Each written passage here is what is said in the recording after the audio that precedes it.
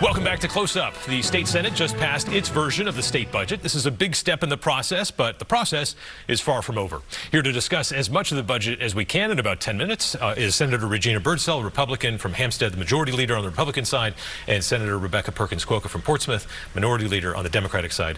Thank you both for being here, Senators. We appreciate it. Thank you for having us. So let's start with the headline from the majority. In this budget, Senator Birdsell, what do you see as top priorities and kind of promises kept? Well, Adam, thanks for having us here. I felt that the Senate needed to make sure that they balance the needs of the state with and balance the needs with our communities, our working families, the small business owners, as well as the needs of the needy. And I think we did a really good job of putting those together, and we did some remarkable things. For me, the biggest issue was kind of the HHS, which is where my committee is. And we brought back the Medicaid provider rates. We had that hearing, all evening hearing. We heard the public, so we brought back the Medicaid provider rates. We brought back the mental health center funding, and we also brought back a few other things. So one of the big things for me is the suicide prevention hotline. We have 46,000 of our residents use the suicide hotline. 3,000 of my fellow veterans also use it. And we also brought some attention to and funding for pre and postnatal mental health for our new mothers. There's a lot of things that we did for safety that are very important to me. We brought back the funding for the Department of Corrections. We put $3.6 million into our granite funds for keeping drugs off the streets.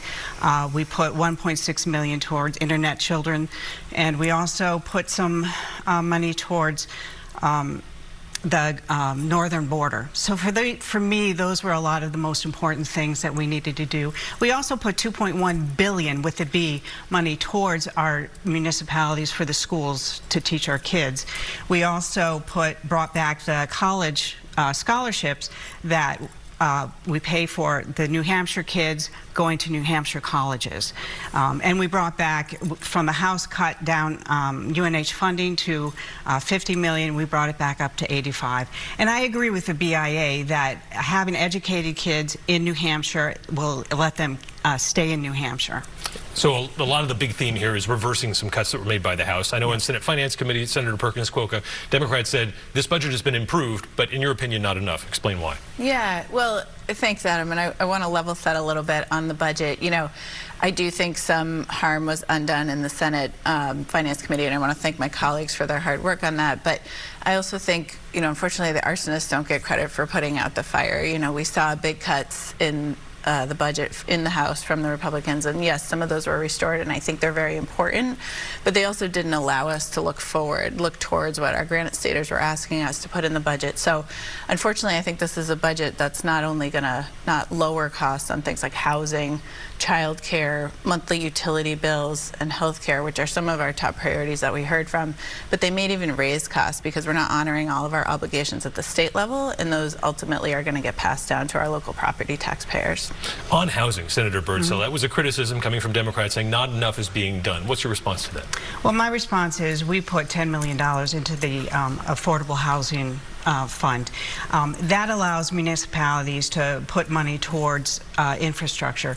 And while we can keep putting money into some of these funds, I think what's important is we need to start learning to build up the infrastructure so people can start developing. So one thing, again, we put $10 million into the affordable housing fund.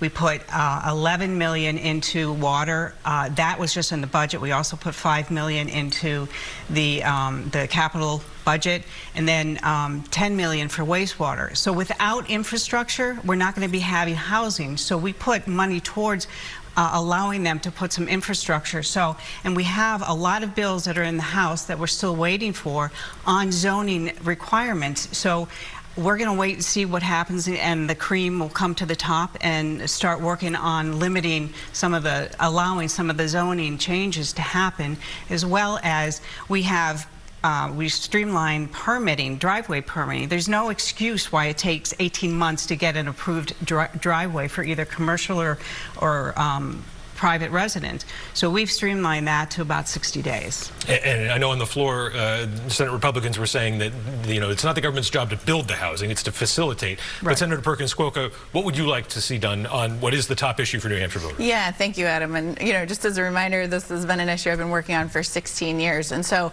it's traditionally been a bipartisan issue. A lot of these votes on the floor were bipartisan votes to move the, you know, sort of zoning reform pieces forward. But what we hear from our, you know, housing community writ large, the folks that are actually on the ground solving this problem every day, is that there's no one answer to this. We really need every solution at the table. And so yesterday on the floor, one of the points that I think we debated was whether any of those other infrastructure monies were tied to housing. And so I had the Housing Champions program that I worked on with Senator Bradley, which was a bipartisan initiative that really awards infrastructure dollars in exchange for housing-friendly actions. And I do just want to correct the record a little bit. You know, there was no money put in the Affordable Housing Trust Fund this budget. There is a standing $5 million transfer from the real estate transfer tax, but that was a $25 million appropriation in the last budget. And I think outside of the $5 million, we didn't see an additional appropriation here. So in terms of affordable and workforce housing, what we were really asking for was making sure that $25 million investment was protected, because those are public dollars that are highly leveraged in the private market. So they're very efficient dollars.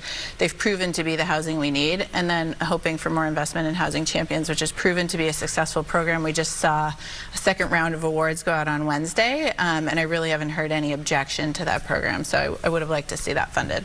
Senator Birdsell, on housing, the zoning reforms or changes, that sparked a real conversation on the Republican side of the aisle and some division there.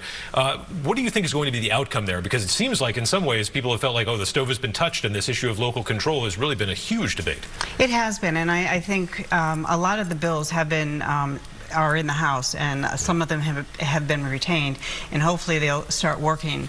I know SB 84, I think, was one of the biggest ones, and I know the House has retained it to try working on it.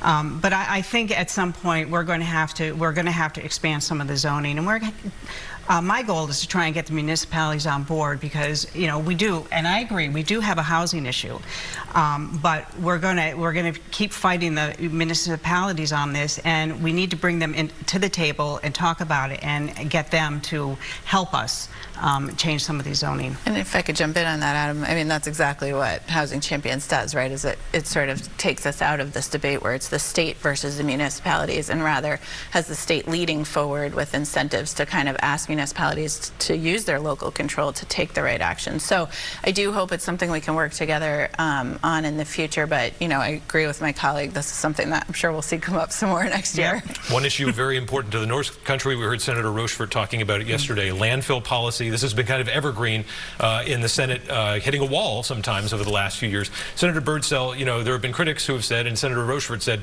we don't know enough about this amendment that went into the budget to give enough certainty to folks in the North Country that this is not going to give too much leeway to landfill operators and owners. What's your response to that? Well, I think what Senator Pearl put into the bill was, into the budget, was to allow expansion versus brand new ones. So where he wants to allow the expansion. Now, I know that Senator Rochefort was concerned about making sure, again, local municipalities have a say in it. And I think we're going to wait and see what happens when it gets to the Committee of Conference. What about you, Senator Perkins Squilka? This is one issue that's been back again and again. Very important to be up north. This is huge, and we don't hear about it as much down here in the southern tier. But what are your thoughts on this one? Yeah, well, I think at the end of the day, we all share an interest in making sure that we protect clean air and clean water with these landfills. And so there's a balancing act to go through here. Again, having been a city councilor for 4 years, you know, we need to have somewhere to put our waste, especially the waste that comes from in-state. But until we have the right siting rules in place, that's really a difficult conversation to be having on a project by project basis. So I think, you know, we saw some good changes. I would like to see that we have some time to make sure that, again, our clean air and water is protected. That's another one to watch, the Committee of Conference. That's going to be the watchword here for the next week or so. Before we wrap up, I do want to touch on the Child Advocate. This is something the House had pulled out, a major issue over the last decade. The Senate saw fit to put that office back in, but make some changes. Explain, Senator. So, yes, they opted to completely get rid of it, and the Office of Child Advocate actually does some investigating on DCYF and with DCYF. So we went ahead and put it back in. We put some parameters around it because I think we reduced the numbers so that they can do strictly investigating, and the commissioner or the director is going to be named by the governor as well as voted in by the general counsel's executive council. So I think these are some changes that really needed to be made, and I'm hoping that the committee, it stays in the Committee of Conference. And Senator Perkins Cuoco, there was some talk about this is, they don't want to see the Child Advocate go too far outside the scope. What are your thoughts about that, about what they can talk about? Yeah, I mean, again, this is one of those issues that I think really we shouldn't even have been looking at in this budget. The Office of Child Advocate, their job is to advocate for children. So I would have liked to, see them be able to do that. But again, this budget was about choices. Our Granite Staters asked for us to focus on housing, child care, energy costs, and healthcare costs. And so we would have liked to be moving forward. Yesterday on the floor, we proposed a bunch of choices to reallocate funding out of the education freedom accounts and into some of these issues that we view as higher priorities for Granite Staters.